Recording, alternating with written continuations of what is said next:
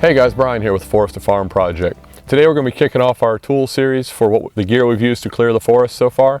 And we're going to start out with the thing we used at the beginning, which is a machete, or a parang, which is essentially a Malayan machete by definition. Most of you, when you think machete, you probably think the standard machete like this that you can find for $10 or $12. I've had this one since I was about 12 years old.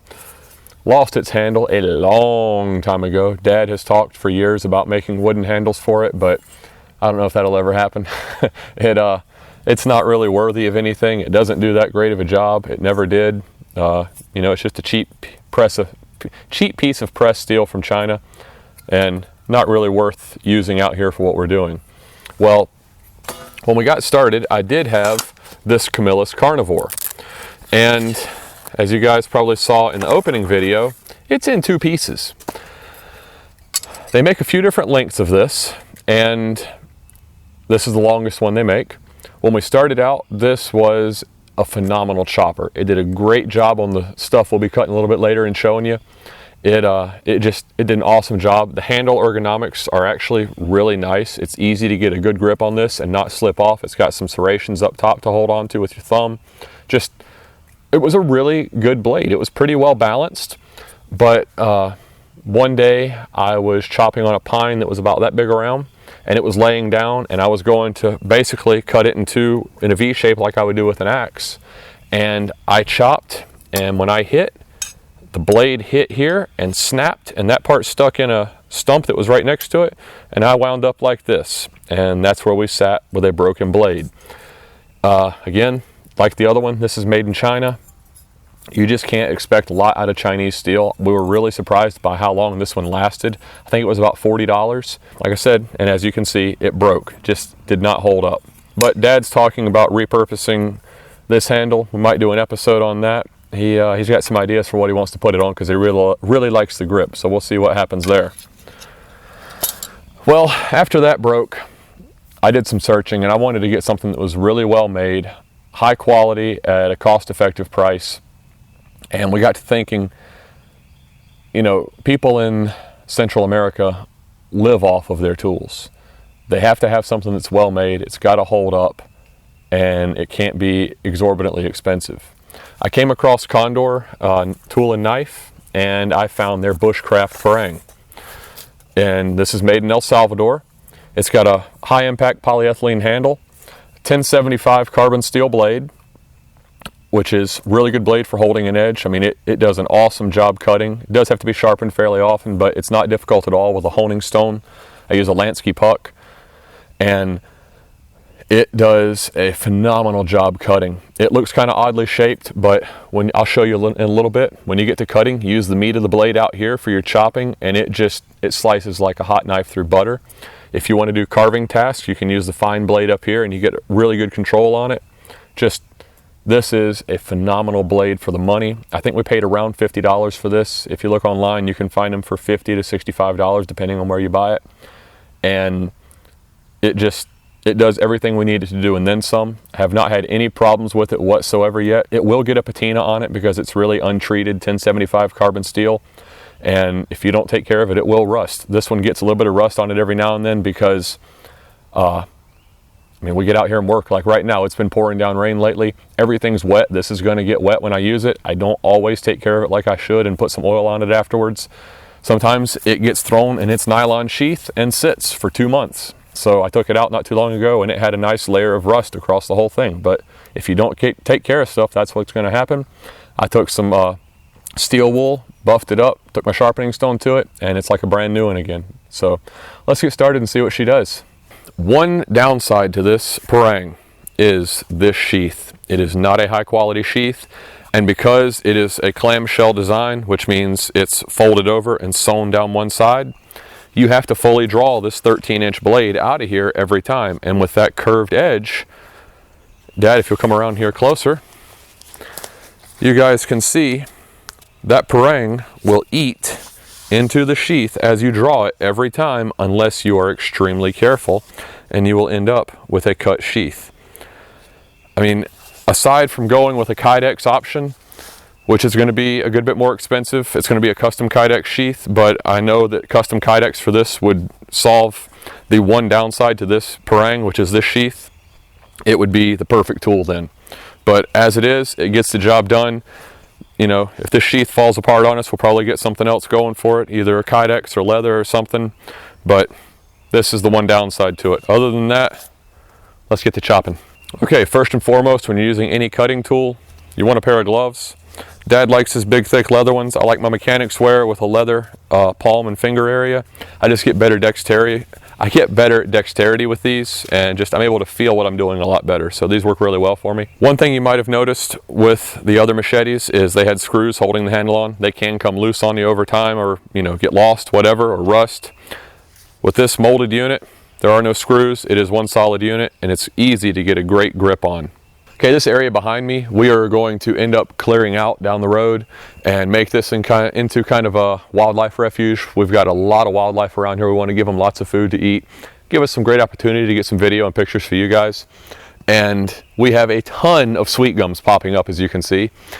We hate sweet gums to no end. We hate sweet gum balls. We hate stepping on them in the yard. We hate mowing them, raking them, everything. So these are all going to go bye-bye.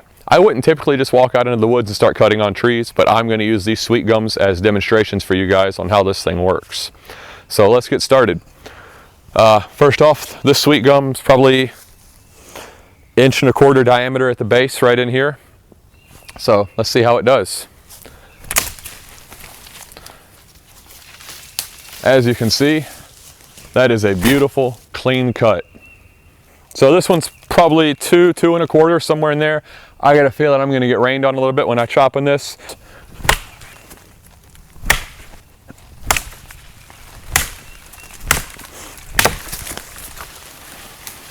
And there we go. See the end of that one, big boy. A few chops, and we're right through it. One great thing about this parang is it's easy to wield in tight spaces, and it's excellent to clean things like this up when they're in the way. So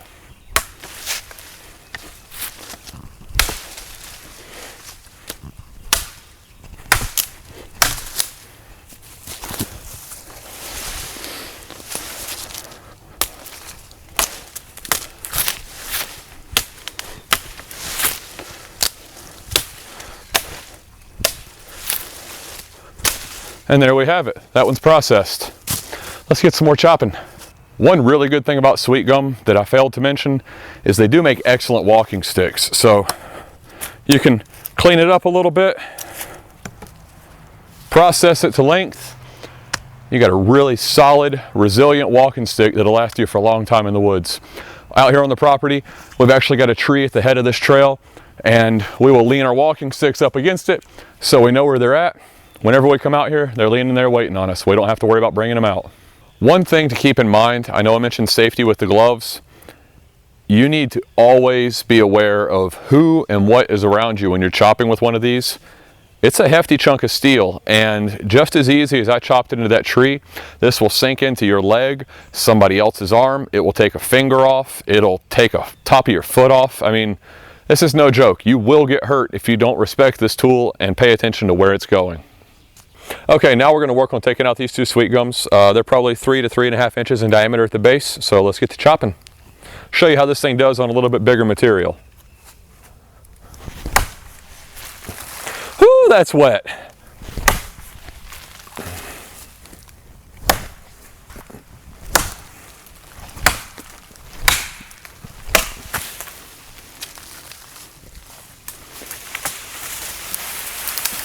Okay.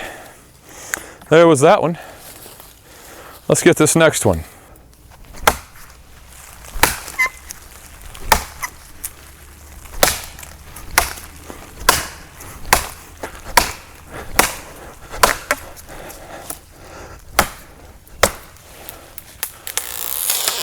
There we go.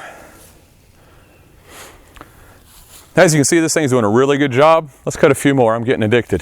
When I was cutting this tree, for instance, with this cheap Chinese steel, if I had been chopping into this and Dad were over here filming, or somebody was standing there and I chopped and this decided to break, that end of that blade could have gone flying over there, harpooned him in the chest, the stomach, stuck him in the leg, hit him in the face, who knows what. Not a good day. It's why you really want to invest in quality tools. You don't want to buy something that's substandard. It may look cool, it may have a huge promotion hype, who knows what, but really do your research on what you're buying. This steel is not good. One nice thing about this parang is, especially when it's sharp, it's really easy to clear a path. Let's say I wanted to get under here and there's a bunch of stuff in my way, or if I'm mowing around on the property and this stuff's always hanging in my way, but I wanted to keep the branch, I can very easily just come through and clear off the debris, and now I've got a path through here.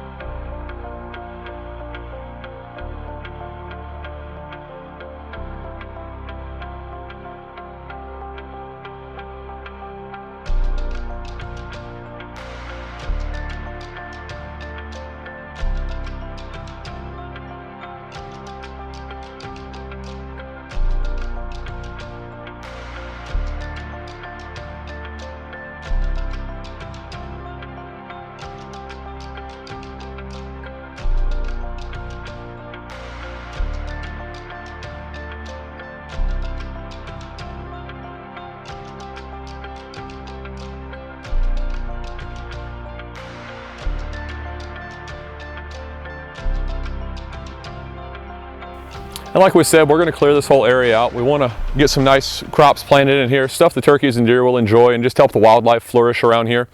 And these are probably 5 and 6 inches in diameter. We know it'll go through them, but we want to show you guys what this will do. Also, we know we're creating a lot of stumps, but those are coming out anyway, so that'll be more work down the road. We just want to show you what this thing will do right now. Whoo, that's wet.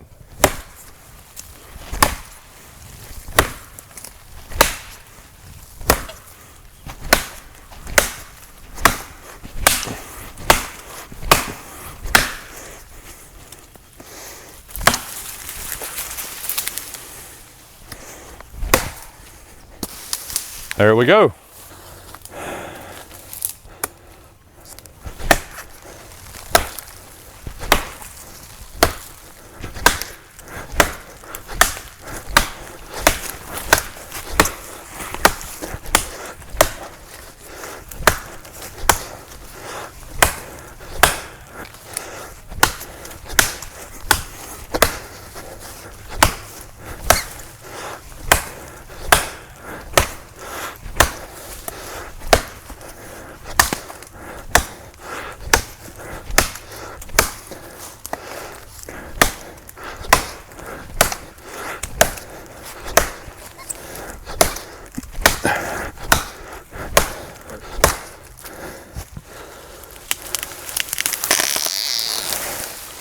And there we go.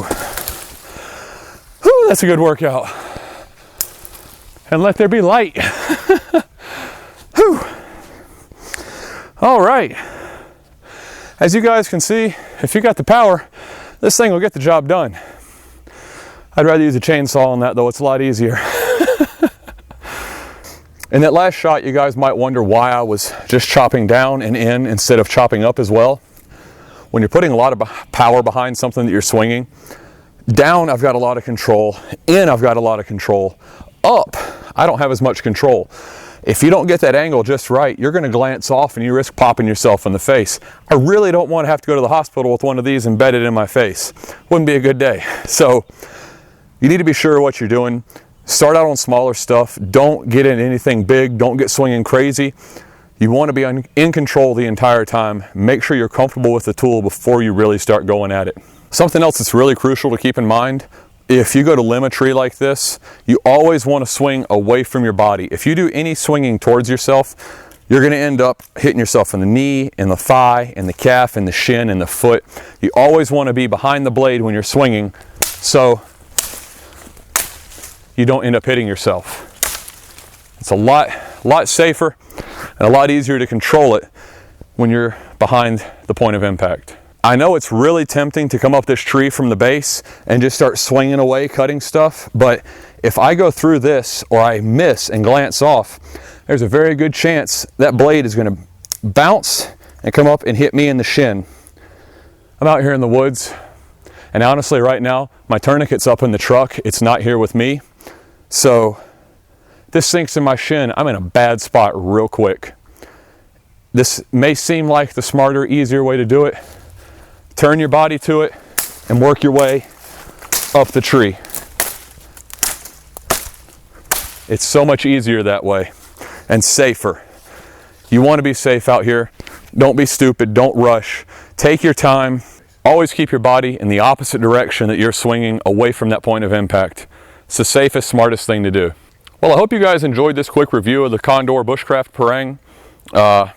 We don't get anything for this. This is just us bringing you what we have found to be the best tool for the job as far as what we're doing. Ultimately, you've got to be the deciding factor on, is this good for you? Is it going to work for you? Is it safe for you to use? Know your limitations. Don't stretch yourself to the point that you're going to end up getting hurt. I'll put a link in the description below for Condor's website for this Bushcraft Parang. You can buy it from your retailer of choice. Like I said, we don't get anything from anybody for this. This is just us giving you an honest opinion on what we think is a great tool. So if you like what you see, give us that big thumbs up for a like. Comment below, share with your friends. Check back often. We have a lot of different tool reviews, gear reviews, and building our homestead coming up. Have a good one, guys.